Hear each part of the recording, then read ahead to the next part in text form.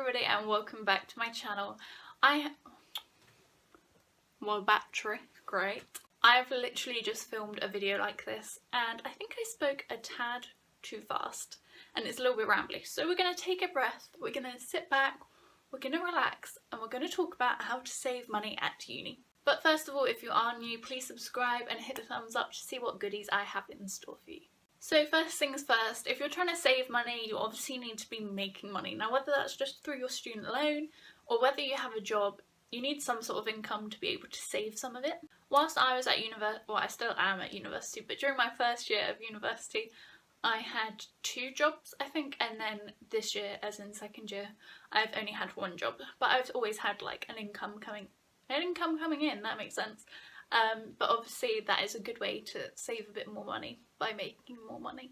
This also leads to the type of job. Obviously the more money you get the better, because the more you'll be able to save.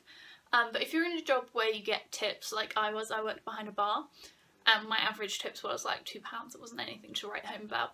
But if you are in a job where you get tips, do not spend any tips. That's my first tip, is to put them all in a jar. Like, don't spend them, keep them for a rainy day. And they will pile up very, very quickly. I've used my tips for my holiday fund because I managed to get like 100 and something. So that's going to be my spending money for my holiday. And it's money I didn't even have to think about because I still got my monthly wage, like got my paycheck. But it was just a nice little extra to hide away. And I used that box as well for any spare change I found. It's really hard to learn, but you need to like respect every penny. So for some people they'll see 20p and be like, ugh, 20p. But for me, I see 20p and I'm like, oh my gosh, that's £1/5 of a pound. Just completely revealing my inner geek here. But I love numbers, I love money, and 20p is going to help you out. So if you see any like pennies lying around, just kind of gather them up as you go. Obviously it's not going to seem like much, but again it piles up very, very quickly. And obviously if you're watching this video you want to learn how to save money, which probably means that you're spending quite a lot of money. I'm going to say it, maybe you're not, but maybe you are. And the majority of money that gets spent by students is on food. It is a huge money sucker for students, is food. So my first tip is definitely shop strategically. So before you go to uni, go to like Lidl or the 99p store or somewhere really cheap and stock up on all of the good stuff, because I go to university in London, so obviously stuff's more expensive there than it is here. So I tend to like bulk up, like pack all of my crackers and my crisps and my tins and all of that, and that way it's a lot less money in the long run. Then obviously when you're shopping week to week, obviously consider where you're shopping. So whether you're shopping at Waitrose or Lidl, there's going to be a very big difference between your outcome or expenditure or whatever you call it.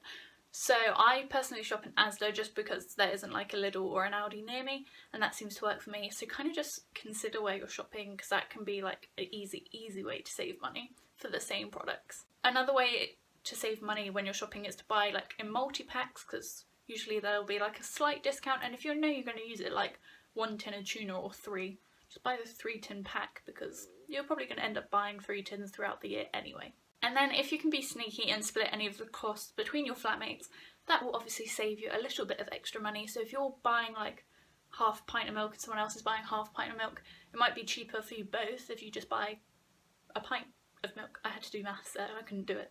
A pint of milk together, because then you'll save a little bit extra money and again reduce your expenditure. Again, sticking with the food theme, pack your lunches. It's very easy to kind of like forget, wake up a bit late, stumble out of bed and into class, and then think, oh, I haven't packed anything, I'll go to Costa, and you end up spending like £7 on a drink and a sandwich. Or you go to Starbucks or you go to Greg's. Greg's isn't that bad, it's a little bit cheaper. But again, it's money that you didn't need to spend. Whereas if you pack something, the chances are it's going to be a bit healthier, you're going to have to put more time into it so you'll know what you're actually eating because you would have made it. And it will be cheaper. Obviously you don't have to do this every day. If there is a day that you forget, that's fine. But buying lunch every day, it's going to add up to a lot of money by the end of the week. Then by the end of the month, I think you'd be quite scared at how much you spent at food if you added it all up. Obviously this goes for the same as takeout. Maybe do it like once a month if you're really lazy or you want to like celebrate something. I always have takeout for like my birthday or something. But try not to do it like every week or multiple times throughout the week. 1, it's not healthy, and 2, it's just expensive. So by buying all of your like dinners, you know what you're eating, and it's a lot cheaper. And by buying like frozen meat or frozen veg, you have a lot less wastage, so you can make the most of your pennies. And usually, most of the time, it is actually a bit cheaper buying frozen than fresh. If you're watching this and you're in second year and you're thinking, oh my gosh, I'm going to have to pay for my bills separately because they're not included in my rent this year, I would say definitely shop around for like your suppliers, if that makes sense. So for example, originally my house that I live in now was with EDF Energy for like gas and electric, and it was coming up to like £65 a month or something. But we switched to, God, who are we with? I don't know who I'm with. Breeze Energy? I think it's Breeze Energy. And it's brought it down like £20. So obviously that was a huge saving. We also did the same with internet because they had internet for like 7 people and there's only 2 of us, so we didn't need that much internet, so we were able to lower the cost. So definitely shop around, use like Money Supermarket and all of those things to kind of like weigh up your options. I don't know if Money Supermarket compare gas and electricity. I think they do. One of those comparing sites to kind of get a feel for what kind of area you're looking at, if you're spending way too much or if you're spending less than they think you should be spending. Don't say anything.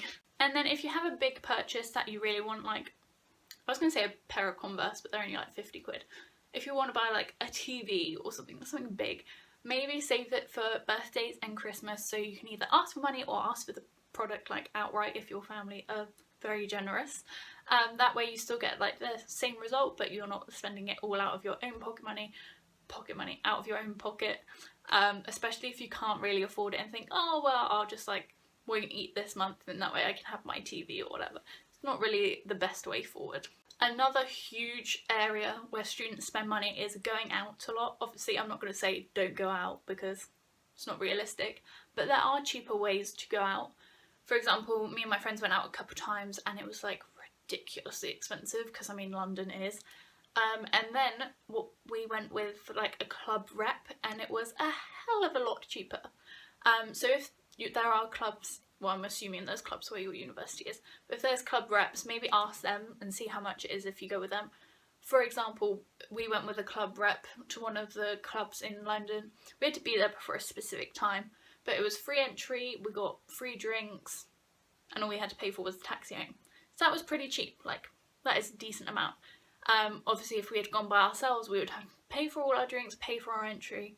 I do think it is like a little bit sexist, like I don't know if you're a guy if you can go with club rep, but girls definitely can, sorry guys. And obviously like takeout and everything else, do it in like proportion, so try not to go out every night because that will be quite expensive by the time you've had like 7 taxi rides, but maybe like once or twice and kind of swap your other evenings around. So don't go out as much, but you can still be social. You can have like a movie night or a games night with all your friends, like buy alcohol from the shop if you want to have alcohol there, because again that's going to be cheaper.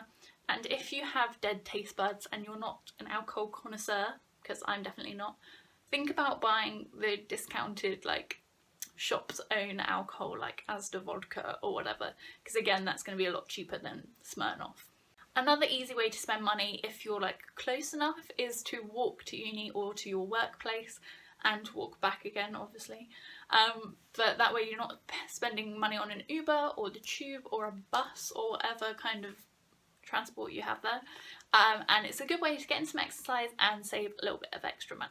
Then to all of you shopaholics and serial shoppers out there, which I am myself, I love a good shop and a bargain every now and then. My tip for you is if you're online shopping and like it's very easy to just click check out and it's almost like you never had the money, it was just never there, it's in the little internet bubble, I would say favourite your items that you like. Don't put them in your shopping basket because the proceed to checkout button is way too close. Favourite them, then leave them in there for 2 weeks. It's very difficult, I know, but walk away, kind of like put them at the back of your mind, do your daily stuff, and if by the end of the 2 weeks you haven't found yourself at any point going, oh damn, I wish I had that top or those jeans or that skirt or whatever to wear to this event or to wear today or to go with this, if you haven't said any of that, you can't buy it. Simple as, you don't need it. It's just like a feel-good item, I guess. You're just like pumping up your wardrobe, you don't need it. Obviously, if by the end of the 2 weeks you haven't said that but you still really want it, go for it. I'm not going to say like don't spend any money, but it's just an easy way to like kind of cancel out stuff that you wouldn't really need and you didn't really want. It was just kind of like the impulse of your shopping spree that you were like, oh yeah, add that, oh yeah, add that, but you don't need it. If you do decide like, yep, love it, put it in my checkout basket, then definitely look around for coupons. Like, I don't know where you get them from, but like just type in the shop and discount, and sometimes you can find a coupon code. Obviously use student discount, like why wouldn't you? If you don't want to pay for an NUS card, see if they're on uni days, which they probably are, which just gives you a code to put in. And also if you're paying by debit card, see if your debit card does cash back for that shop, because I know Santander did like 10% cash back if you shopped in New Look or something.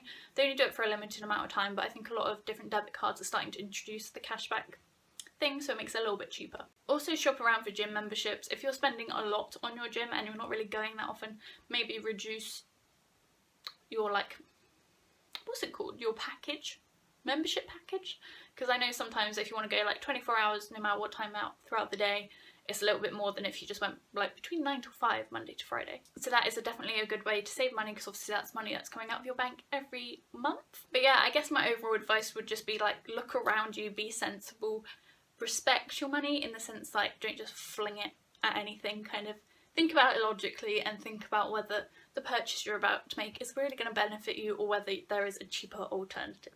At the end of the day, university doesn't have to be a super expensive experience, but if you're not careful and responsible with your money, it can easily turn out to be quite expensive. But yeah, they are all the tips I have for you. I hope you have enjoyed this video. If you have, please hit the thumbs up and subscribe down below, because I post 3 videos a week, so you want to be around to check out those. And thanks for watching. Bye!